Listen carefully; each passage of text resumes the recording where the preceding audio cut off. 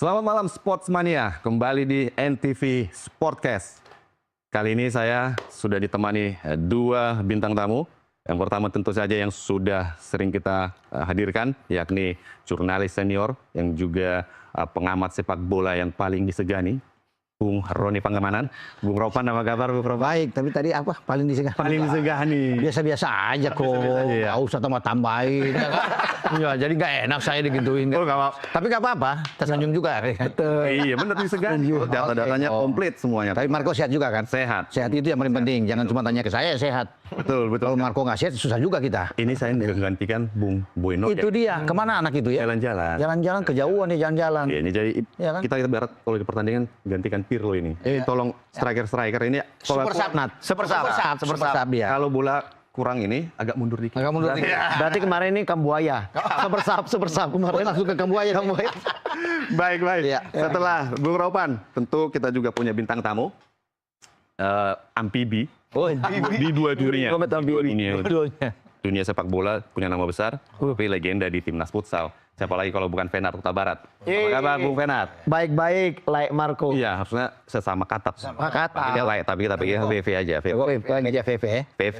Kalau orang Batak dua harus nyanyi, tapi karena ada satu orang Manado di sini kita podcast. Oke. Podcast kita. Bukannya kita ke Bakudapa dulu? Bakudapa. Cari ini. Baik. Apa kabar Bung PV? Lama nggak? Baik. Iya udah lama ya. Lama nggak nongol Mas. Terima kasih diundang di sini ya. Iya. Apalagi ini luar biasa ini. Betul. Ketemu dengan Semua ini. legend. Dia ini merendahkan diri, bahwa high profit. Kita ini udah dalam 1 bulan ini sudah 3 kali kita bersama-sama sama dia. Hat-trick. Hat-trick ya. Iya kan? Tapi dulu juga sebenarnya kan sering bareng kan. Dulu di timnas futsal Pernaus terus. Persija pasti ketemu nggak? Pas saya Persija dulu, Bang Ropan belum jadi manajernya. Setelah saya Bang ya, berakhir baru Bang Ropan. Bang Ropan tuh di era siapa Bang ya? Dulu ketuanya ya. Ketuanya apa nih? masih Pak Todung ya? Udah enggak kan? Sudah Bang Yos kan sudah Bang Yos. Iya, kalau saya kan masih era-eranya Pak Todung. Ini masih main sama Bang Patar Tambunan ternyata seangkatan. Di bawah tapi masih sempat main ya? Masih sempat main. Dengan Coach CRB juga sempat. Jadi sama Aseran Kuti juga sempat main bareng. Walaupun memang levelnya waktu masih junior. Bukan main. Saya dulu di Persija juga mengawali karir sepak bola, jurnalis sepak bola dari sama dia kok sama-sama. Manajer pertama timnas futsal Indonesia. Saya kan mau ngomong, biar dia yang ngomong. Saksi hidup. Jadi kalau disebut sama Lai Marco tadi ini legendaris, dari segala bidang legendaris. Amfibi juga berarti ya? Amfibi juga, betul. Malah ini 3 medan ini ya? Darat, laut, udara ini kayaknya. Futsal, pengamat dan sepak bola. Kan ini udah lama sama FIFA. Iya. Tapi masih dalam suasana lebaran ini tentu kita mau mengucapkan dulu lah. Minal aidin wal faizin, selamat Hari Idul Fitri dari Mohon maaf lahir batin. Iya betul. Mohon maaf lahir batin dari seluruh kru NTV Sportcast. Dan kita mau membahas topik kita hari ini masih dari sepak bola. Walaupun timnas masih cukup lama main. 2 bulan lagi. Iya masih 2 bulan lagi. Tapi kita nggak ada habisnya kita bicara. Oh iya nih. Namun sebelum kita masuk ke pembahasan itu, kita ada kabar baik nih, Ropan. Kita tahu bahwa baru-baru ini FIFA baru merilis lagi nih ranking terbaru. Oh gitu ya? Iya. Kita naik ke 123. Ya. Itu kalau kata Ketua Umum PSSI Erick Thohir, prestasi atau ranking terbaik dalam 15 tahun terakhir. Nah, Mantap. Bang Ropan dulu nih, kita pandangannya dulu nih. Apa sih makna dari naik ke 123 ini? Ya, saya pikir pencapaian luar biasa. 174, kemudian turun terus kan 190, akhirnya 132 sampai 130, 127, baru 123. Satu hal yang sangat bagus tentunya, dan ini tidak terlepas dari upaya yang dilakukan oleh Ketua Umum Pak Erick dalam 2 tahun. 2 tahun ya? Iya. Ketua Umum lainnya juga punya kontribusi juga. Tapi yang paling konsisten sepertinya naik. Diteruskan oleh Pak Erick dengan mendatangkan pemain-pemain diaspora itu sangat membantu untuk tim nasional kita. Paling tidak untuk jangka pendek itu kita bisa melakukan yang terbaik, terobosan yang bagus. Dan itu kan kelihatan sekali kan. Kita bisa tembus sampai ke putaran ketiga kan tidak mudah. Betul. Makanya setelah kita ada di putaran ketiga di Piala Dunia ini, di zona Asia, kita kan otomatis langsung nggak ikut kualifikasi lagi Piala ASEAN. Betul. Malaysia, Vietnam itu yang masih lewat hebat, Thailand itu kualifikasi dulu, satu-satunya di ASEAN, Indonesia. Jadi itu pencapaian luar biasa. Apalagi kita bisa menang lawan Bahrain, menang lawan Arab Saudi, dan mereka tidak bisa mencetak gol main di GBK. Luar biasa. Itu yang membuat kita dapat peringkat sampai ke setelah mengalahkan Bahrain terakhir. Walaupun 1, 2, 3. Australia. Nah, kepada Bung PP nih. Yes. PSSI itu targetnya kan 100. 100 besar lah, masuk 100 besar. Menurut lu dengan perjalanan timnas sekarang, dengan effort yang dilakukan oleh PSSI, nembus nggak nih 100? Iya, kalau saya melihat dari prestasi segala kemungkinan bisa saja terjadi ya. Tapi dengan sekarang kita di posisi 1, 2, 3 ini sebenarnya masih di bawah dari Vietnam juga Thailand. Betul, ya. iya. Ya, Bang ya. Thailand 99 kalau nggak salah ya. 99 ya. Iya. Dan saya Vietnam 100. Dan saya pikir itu sangat mungkin ya. Apalagi kalau memang kita bisa sampai nanti menembus nanti ke round 4, apalagi kita bisa lolos nanti ke Piala Dunia, saya pikir ya bukan hal yang tidak mungkin ya. Kita bisa naik peringkat lagi dan tentunya ini semua pasti akan ada hasil dari apa yang kita lakukan lah. Artinya yang dikata Bung Ropan tadi itu sangat tepat sekali. Dengan di eranya Pak Erick Thohir ini naturalisasi memang sangat signifikan ya. Dengan perkembangan sepak bola kita juga, bagaimana juga fenomena. Itu yang paling penting, fenomena publik Indonesia yang luar biasa sekarang, kecintaannya dengan tim nasional ya. Sehingga akhirnya juga kita lihat walaupun memang banyak yang namanya netizen tetap mengkritik, tapi itulah yang namanya fenomena juga di sepak bola. Ya, kritik juga tentu perlu dibutuhkan untuk membangun sebuah iklim ya. Kompetitif tentunya. Tapi yang sebenarnya mungkin orang belum paham itu sebenarnya signifikan nggak sih? Perlu nggak sih sebenarnya ngejar peringkat ini di apa jadi target untuk PSSI? Apa sih kalau peringkatnya semakin tinggi kira-kira apa keuntungannya sih Bang Ropan? Iya, saya pikir bagi pemain-pemain kita kan nilai pasarnya akan lebih bagus dong tentunya. Kalau kita bisa menembus dengan di 100 besar. Karena kita juga pernah mencapai satu hal yang dengan peringkat yang lebih bagus dulu ya. Ya. Tapi sekarang bagaimana sekarang Pak Erick dengan cita-cita dia, target utama dia untuk bisa masuk ke 100 besar. Tentunya tidak ingin kalah dengan negara ASEAN lain seperti Thailand lah saat ini, 99 kan.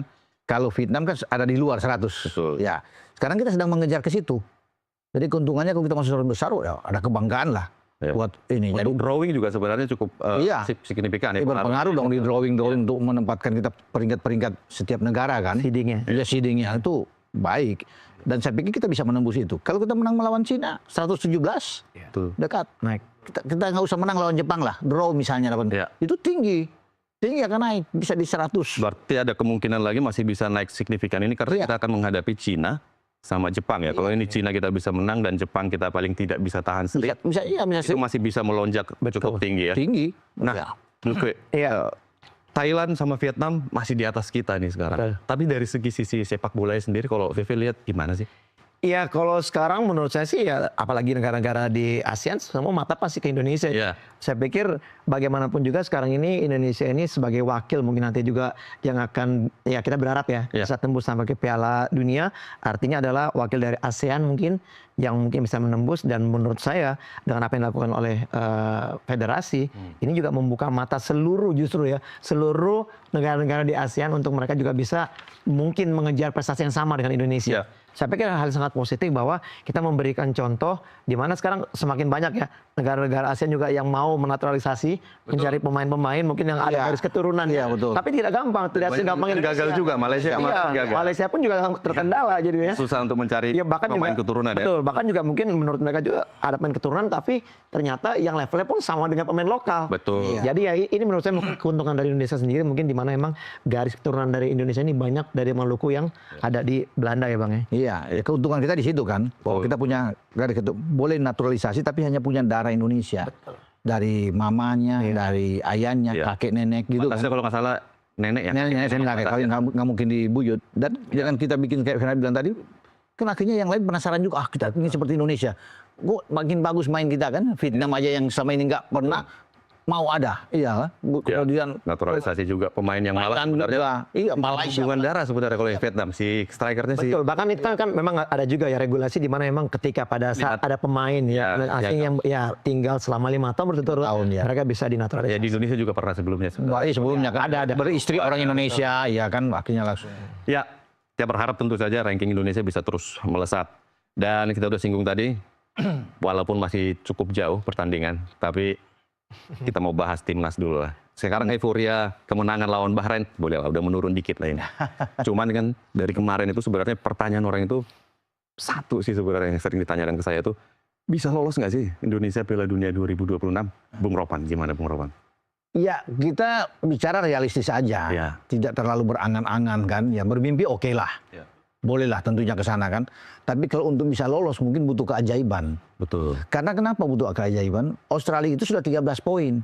Mereka butuh satu kemenangan aja. Jepang akan ke mereka. Kalau mereka Jepang kan nggak ada masalah lagi, sudah lolos. Jadi kalau mereka menang lawan Jepang udah selesai.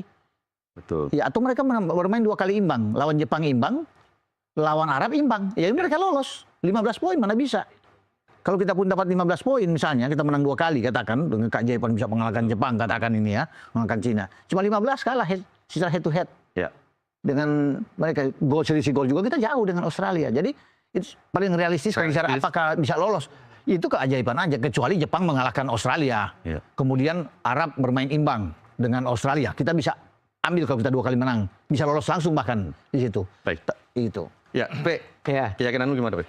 Kalau saya dari awal kualifikasinya saya sudah berpikir bahwa memang sama ya, realistis ya. Saya pikir kalau kita lolos langsung mungkin sangat berat. Tapi saya sangat yakin itu mungkin kita bisa lolos nanti masuk ke round 4 ini. Ya. Karena inilah mungkin yang sangat realistis. Memang kita secara signifikan ada perubahan di dalam skuad tim nasional, tapi kan tidak gitu gampang ya. Kita juga ada perubahan pelatih, di mana pelatih juga harus kembali melakukan ya proses ya untuk membuat skema permainan yang sesuai dengan karakternya sendiri. Bahkan kemarin juga ada mencoba dengan karakter yang sesungguhnya mereka punya. Ya. Background mereka sebagai orang-orang Belanda ya, pelatih attacking football gitu. ball attacking 4-3-3 ternyata nggak berjalan maksimal. Kembali ke apa yang dilakukan oleh STI. Artinya memang perlu proses, nggak gitu gampang. Dan saya pikir ini memasuki nanti ke pertandingan lawan China.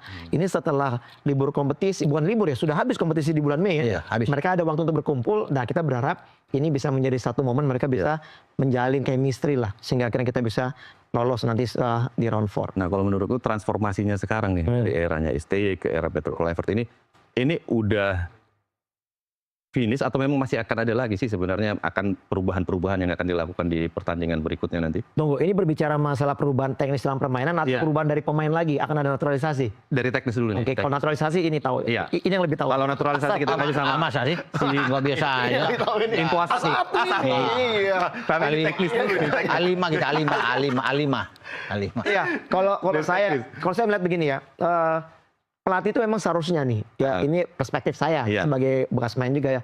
Pelatih itu seharusnya mempunyai beberapa variasi permainan, formasi permainan, taktikal segala macam ya. Saya pikir bukan cuma harus dengan bermain 3-4-3. Iya. Ya kan, pakem di situ aja. Tentunya pasti harus ada perubahan, di mana kita melihat bagaimana kompetensi permainan dari tim lawan, bagaimana cara bermainnya. Kita harus ada kontra strategi. Misalnya ketika kita juga dimatikan dengan cara bermain 3-4-3, apa solusinya?